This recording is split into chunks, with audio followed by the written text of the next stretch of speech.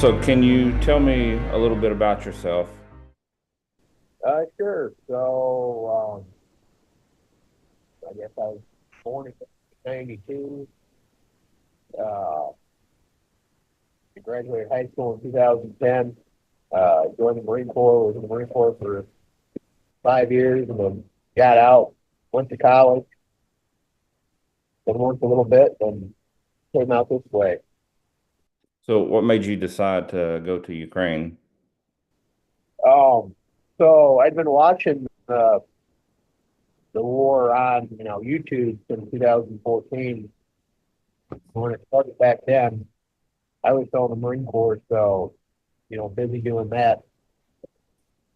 And then after the Afghan pullout in that 2021, me and a bunch of guys are trying to get together to go out there and actually fight with the Northern Alliance or Yeah. whatever it's called themselves at that time.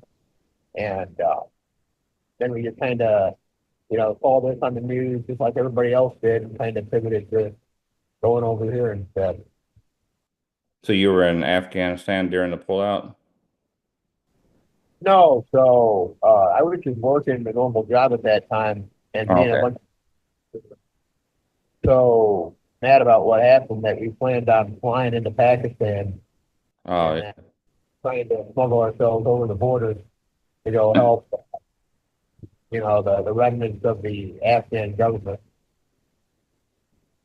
Okay. So you just saw this on YouTube and you decided you want to go help. Can you tell me a little bit about what you're doing there to help? So that was part of it. Um, the other part is I'm actually like ethnically Russian, and my great grandpa moved um, from Russia to the U.S. in 1908, and he was a cavalry guy, the Russo-Japanese War. Yeah. Uh, so he kind of saw the writing on the wall when it came to how things were going, and he preemptively got out of there in time, and thereby, making me want to help people, kind of not let that happen to them. Yeah. Just, being politically how most of us are anyway in the States, and not really liking Russia, and me still looking at them like they want to kind of reconstitute the Soviet Union, if you know what I mean. It's sometimes it's hard to do a interview like this and not talk about politics, but Right. yeah, but I remember when I was in the Marine Corps, we were always taught to keep our friends close and our enemy closer. So I think in that respect, I want to hope that that's what's going on right now. Uh, can't really say for sure, but that's what I'm hoping. We can only hope for the best. Yeah. So where all have you been working over there in Ukraine? I actually have spent a good deal of time here uh, every year since the war started, and I've spent time down south uh, as part of the Kherson counteroffensive in the summer of 2022, um, and then a lot of time out east. Okay, so because it's like I told you before, I won't discuss where you're at now because that's for me is not, you Right. know, so, but so what can you tell people what is going on there? Like, is this something that is it Ukrainians on Ukrainians or are the Russians actually attacking from what you've seen? It's definitely Russian. As far as I know, I've never uh, fought with separatist style groups. It's always been the Russian military. Now, I know that when I first went to Ukraine in 2014, I had gone to the east to Alchevsk, is in between Donetsk and Lugansk, and when I first got there, there were separatists in Lugansk and also in Stahana. I don't know if you've heard of Stahana or not, but like I said, it's in between the two, and they were pretty active at that time there. Oh, Um, I mean, they were wearing black ski masks and flying Russian flags at roadblocks in the very beginning. Um, so I mean, for me, I mean, I saw that stage of it, but I went back to Odessa and then eventually moved up to Kiev for myself.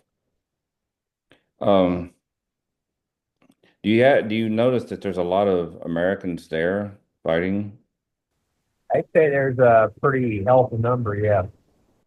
and they all feel the same as yourself, right? Generally, I mean, they wouldn't necessarily, spend a bunch of money, come over here and put their,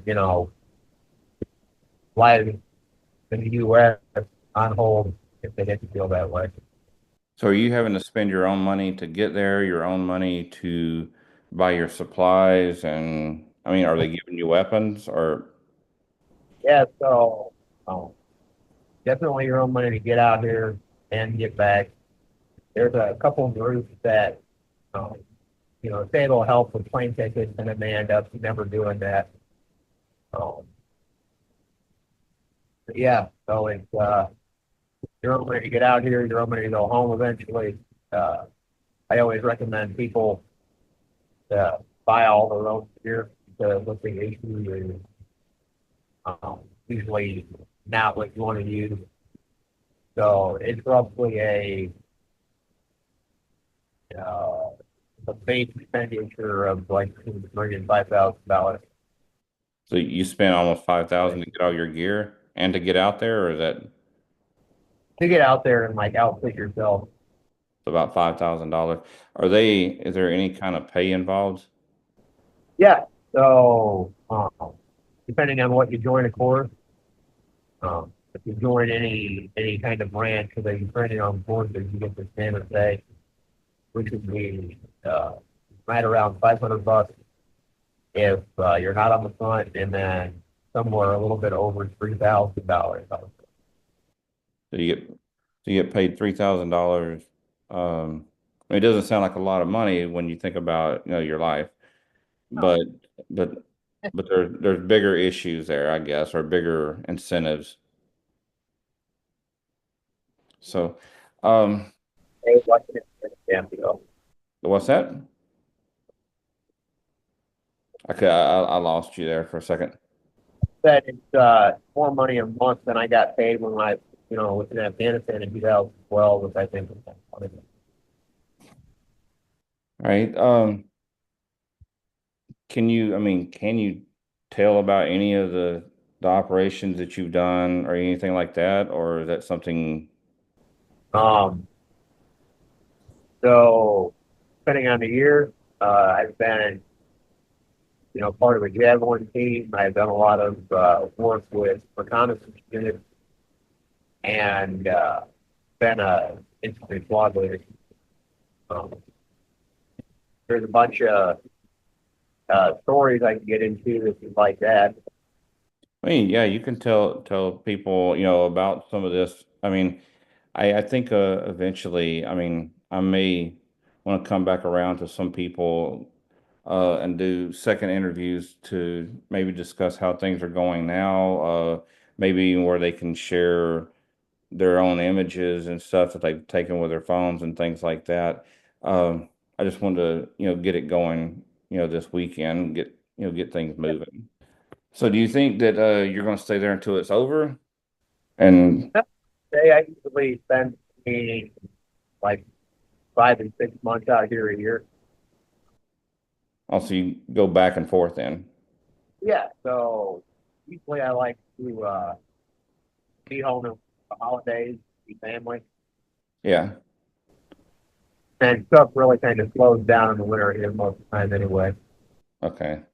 So you do go back, you just stay there primarily maybe like for 8 months at a time or something like that, 6 months. So what I'd like to do now, I did spend one winter out here and it was really fucking terrible. cold. Yeah. The setup on the front was pretty bad at that time, and the house we had didn't have any heat, stuff like that. Um, so now I generally try to come out here like in March and then leave sometime in September or October. So the guys that like the Ukrainians, let's say for example, um, I guess try to put it in perspective, like the ones that obviously that the Ukrainians can't leave those areas, so they have pretty bad conditions as far as a as a whole. I mean, they have really bad conditions as far as being really cold, maybe some gear. Um, I mean, is that pretty much true that they really have? Where you're at, what your guys' setup is, they generally, if they've been around for a while, they make like 3 grand a month here, American dollars, is pretty good money. So they can usually make the living situation pretty good. Okay. Um, but at that time, if due to the circumstances, the living situation was not good. Yeah.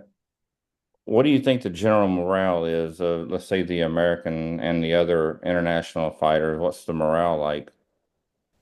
They definitely have some flows.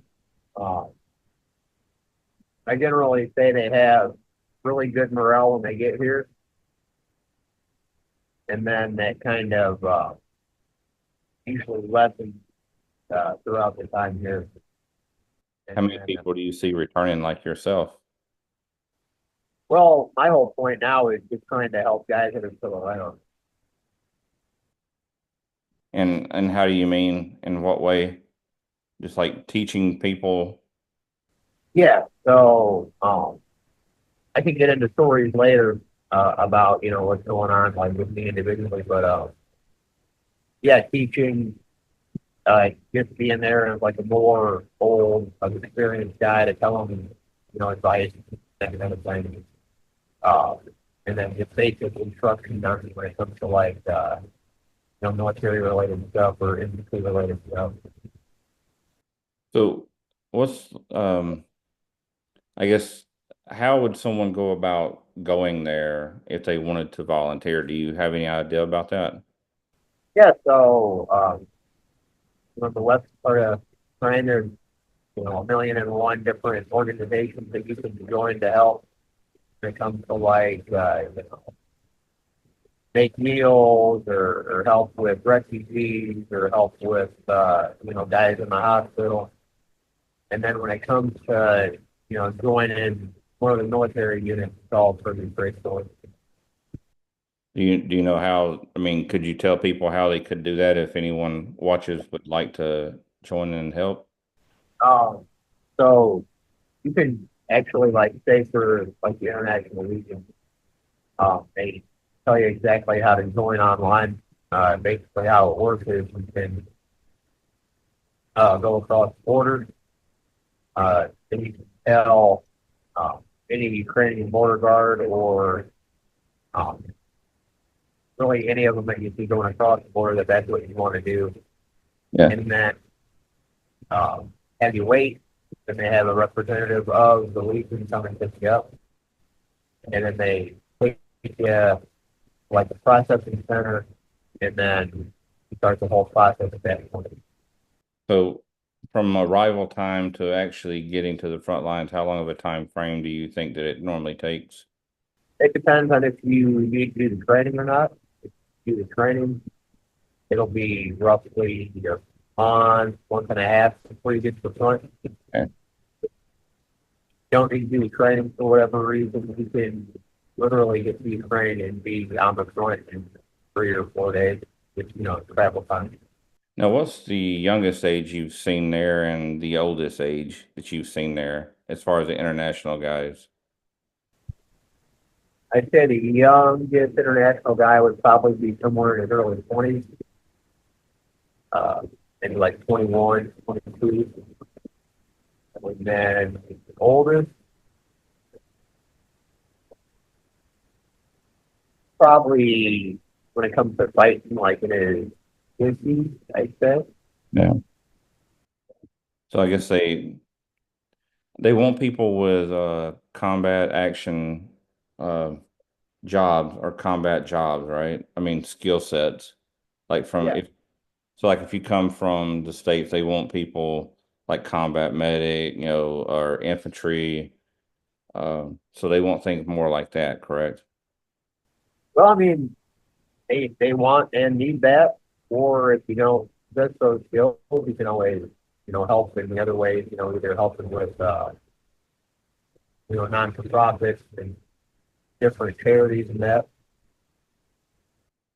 Let me ask you this. What do you think they need right now to potentially win this war and end it?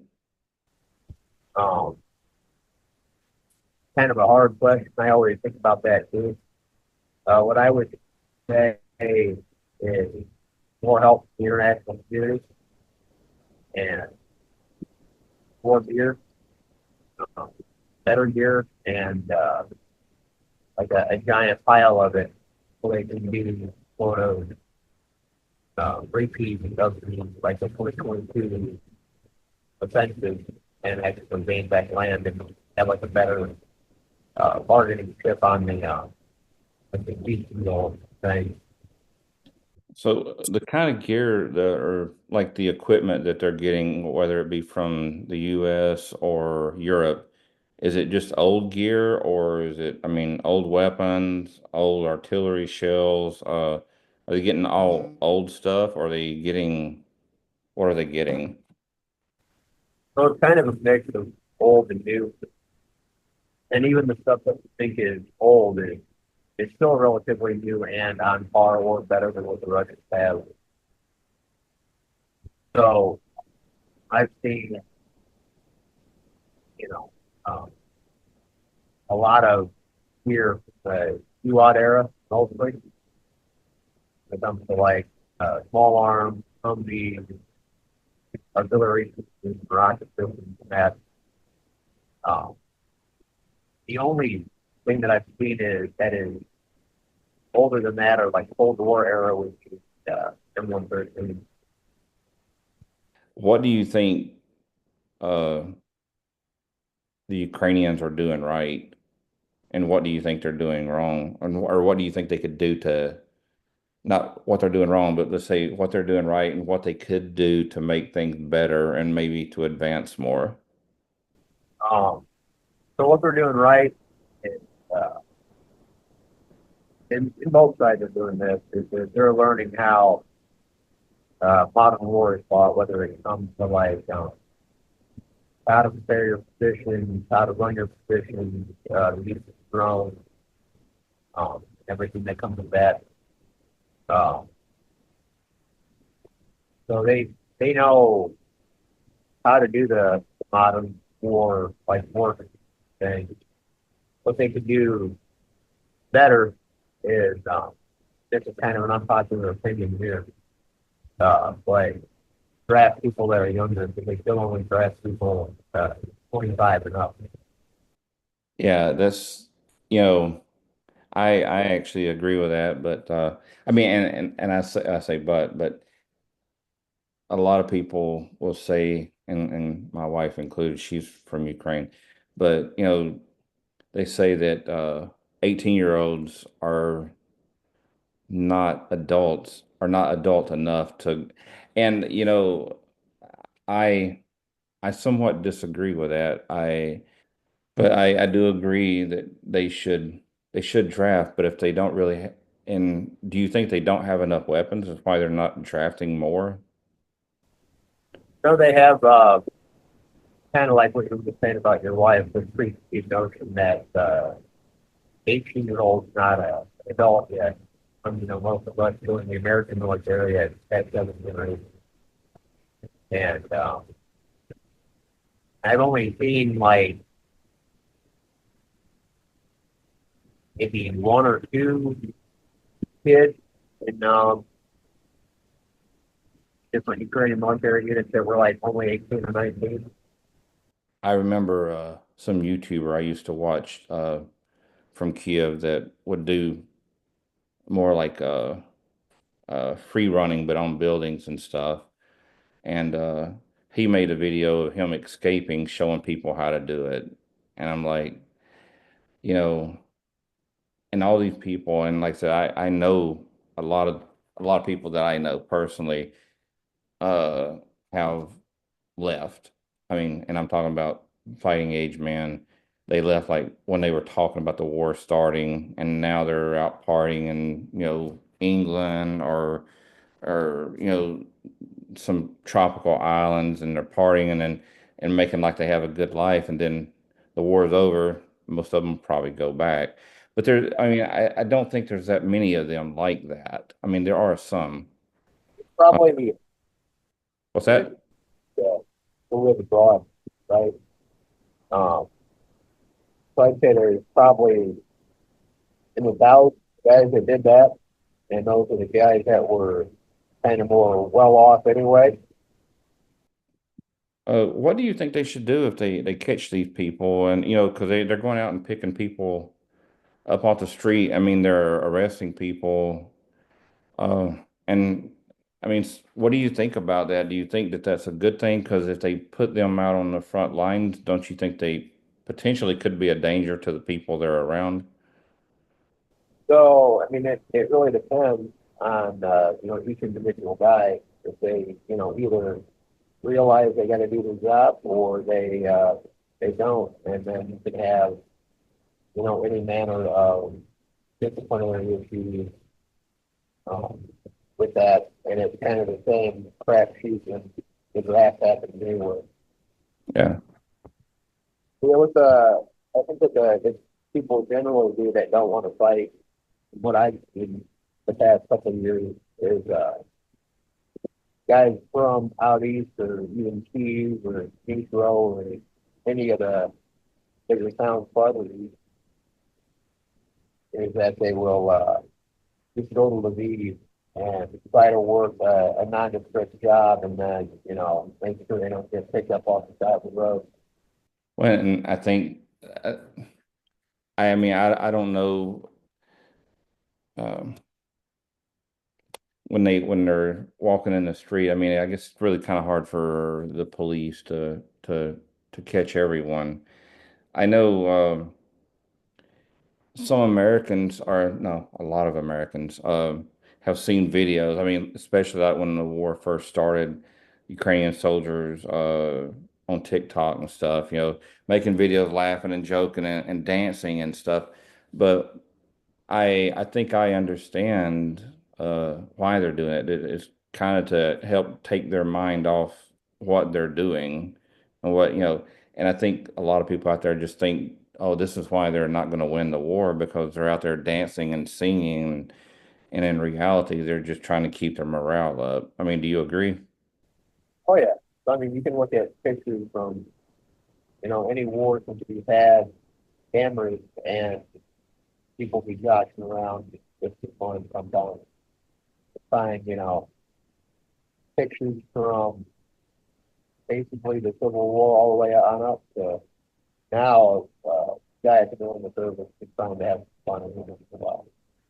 I guess it's just now that it's people can take their phones and record Oh, things and upload.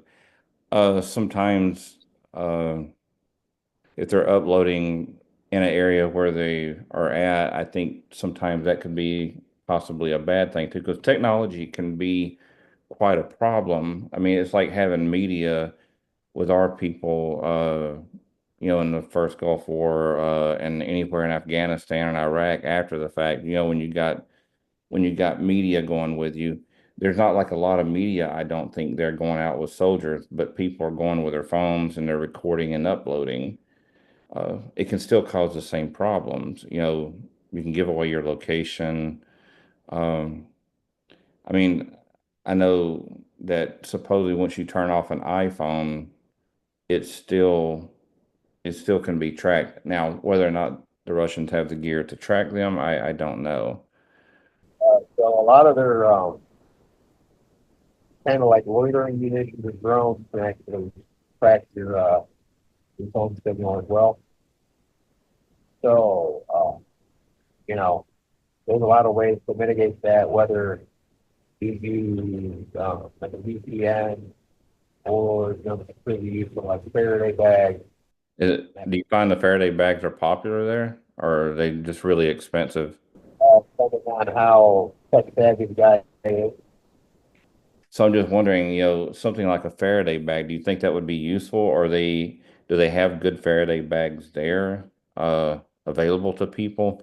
Because I would think that that's something that's really important to have when you're out there, like, you know, just drop the phone in the bag and put it away when you're busy. Nobody can track you. You can buy just about anything you'd ever need here. Um, when it comes to quality, it's hard to say, but you should be able to get workable stuff. And neat thing about here is there's an app where you order most of the stuff, and then they send it to the closest um, post office. Now, let me ask you, like I said, this is not a political question, but they've talked about, oh, geez, like giving up, for to get the ceasefire and to stop the war, about giving up land. Uh, do you agree with that? Well, it depends on how much of that land they're wanting to give up, because if the war continues on like it is now, Ukraine is never going to get some of it back, and that's not surprising considering everything else. What they shouldn't do is give up land um, as much as what they want, which would be the entire Kherson Oblast, the entire Zaporizhzhia Oblast. And see, and that's a Zaporizhia Oblast. If they want that whole region, yeah. That's, I mean, I know they want the Lugansk, Donetsk, Zaporizhia, uh, Kherson, I believe, and I forget what else. But Zaporizhia has the largest nuclear power plant in all of Europe. I mean, I think there's like 14 to 16 reactor there. I'm not sure on the exact number, but it's the largest nuclear power plant in all of Europe. Uh, so, I mean, I, we went and seen a group of people from Ukraine, a Georgian, and then he was in mechanized infantry, I believe. And I don't know if it was with the Ukrainians or with the Georgians. And then there was a female medic that was there. And he made a comment that, like if someone, like when it comes to giving up land, he said, would if someone come to your house and they wanted to take a room from your house that you've paid for, would you give it to them? And it was like, okay, well, what if they wanted your wife? I mean, you wouldn't give them that.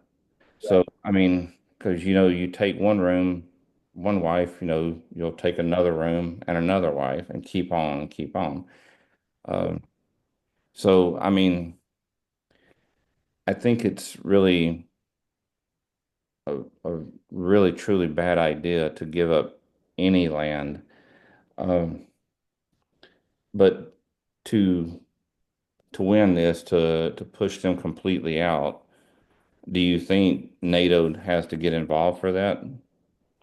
So we're either going to have to, uh, lower the draft age to 18 here, and then we're going to have to give them a bunch more gear and, worthwhile training and everything like that. And it'll take know, probably somewhere between 50 and 75,000 deaths, maybe a little bit more on the Ukrainian side to do that. They You know, have to have. I know when I came there, when there was only the issues, in Lugansk and Donetsk. Uh, One of my friends that I knew in Kiev, because I stayed in the hostel with a friend of mine. He owned the hostel, and they were talking to me about the odds of like four women to every one man or something like that. Uh, Now with that, and I guess This is what some people are going to say. Like if we lower the age and then these guys go off and get killed, that will eventually destroy the whole heritage of Ukrainian people. Do you agree with that? And so we've seen this happen with, wars in general, say, developed countries in the last 120 years, where they'll have a bad war and, lose the giant population of young men. And it's either they do that and, come to the realization that that's what they can do, or they'll have a situation like they do now, where they're talking about giving away part of their heritage, part of their country. Or to get to my old point, they're either going to have to, you know, really train up a bunch of guys real good, like hundreds of thousands, do the whole thing, or it would actually take NATO getting involved and then to get the land back. Do you think if NATO got involved, do you think it would end quickly? Do you think NATO's equipped to fight the Russians? And I wonder, uh, I mean, I even wonder if our own country was involved, if it would end quickly. I mean, granted, we have the equipment, the most advanced equipment, but a lot of people are saying that, having the most advanced equipment is not really the key in this war. Because, I mean, I've seen Ukrainians dropping uh, mortar rounds from drones, I mean, into tanks. And, nobody would ever thought about that. I mean, they were using Mavic 2s in the beginning to wipe out tanks, or at least tank crews. So I think if NATO got involved and stayed as a normal ground war, that it would actually be over pretty quick. Uh, the Russian military is not very good. If we had all those good systems and young trained kids to use them, they'd all be over pretty quick. The only problem is what would Iran do, what would China do, and what would Russia do if we got involved in any way. Do you think, because I know in the beginning, when Russia didn't advance no quicker than, or no more than what they did, it made me wonder if they were, I was using the term A team, or first string, from like a football team. I was thinking, maybe they're only using like third and fourth string, or do you think they're using their best? That wasn't that. Uh, In the beginning, that was the best that they had. So I guess, yeah, I would assume then if NATO got involved, I would think it could end pretty quickly. I yeah, mean, their actual professional military, for the most part, is gone and has been for a number of years. That's why you don't hear about the, you know, good units anymore like you did at the beginning of the war. You don't really hear about Spetsnaz very often. You don't really hear about even anymore. Um, because they got mauled so badly during the beginning of the war that they're not really around. And what you generally run into now is the fucking like convict guys, the more new encrypted guys,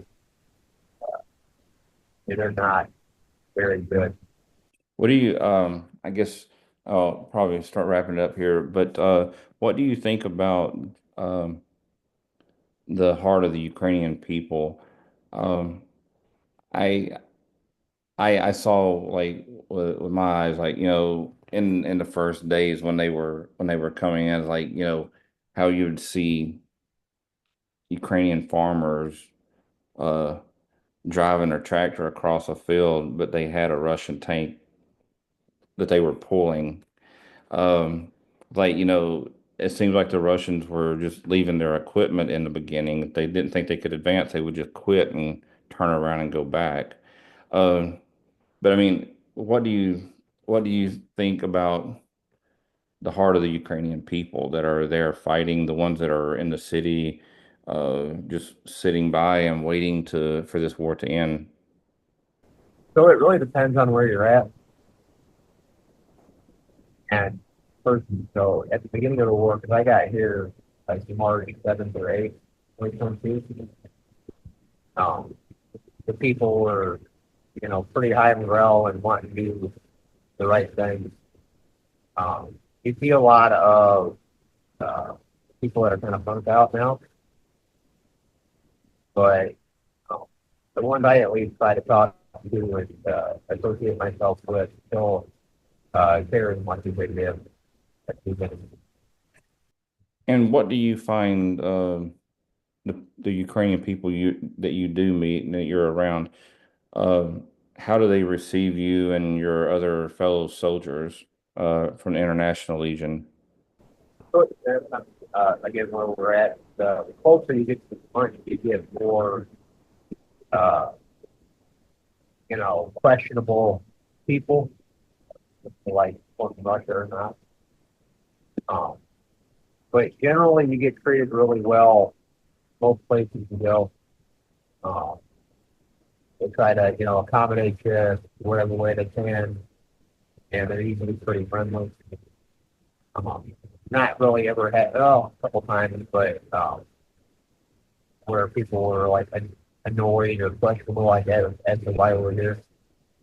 Um, And you think that potentially, because once you get closer to the front lines and in the far eastern parts of the country, you're coming into a lot of a lot of villages and cities that have been transplanted there during Stalin's time, for example.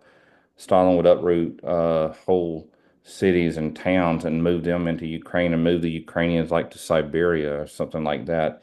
And it's almost like there was a plan all along to do something like this eventually. Um, if you put your own people by blood in an area, if if you leave them there, they still by heart are still blood. yeah, And that's right now, from all the transplant, don't forget that. see, uh, um, I think when I was growing up in school, I try to remember what our world history pertained to. Uh, it was for us, it was Soviet Union. I imagine when you were going through school, I guess they had all the countries split up. But the thing is they never really taught us that, like Ukraine became part of Soviet Union in 1922. But 900 years before that, and 900 years or so before there was a Russia, there was a Ukraine. And so people here seem to talk about in the beginning that, it's Russia anyway. No, it was never Russia. I mean, it was Soviet Union when they confiscated, I guess you'd say, or took control of 15 other countries and made them part of the Union. It'd be like, like the United States. I mean, we have 50 states. I mean, if, let's see, if Mexico tried to take over Texas, they're taking over Texas. They're not taking over the United States. But technically, it is part of the United States. So obviously, we all would be involved. So I think with Ukraine being part of Europe, even though they're not part of the EU, they're not part of NATO, that right now, we if we don't get it more involved uh, as a world, Ukraine is going to be like a speed bump to Europe. But that's always And a problem. so I'm hoping and praying that, NATO and the US will all do the right thing.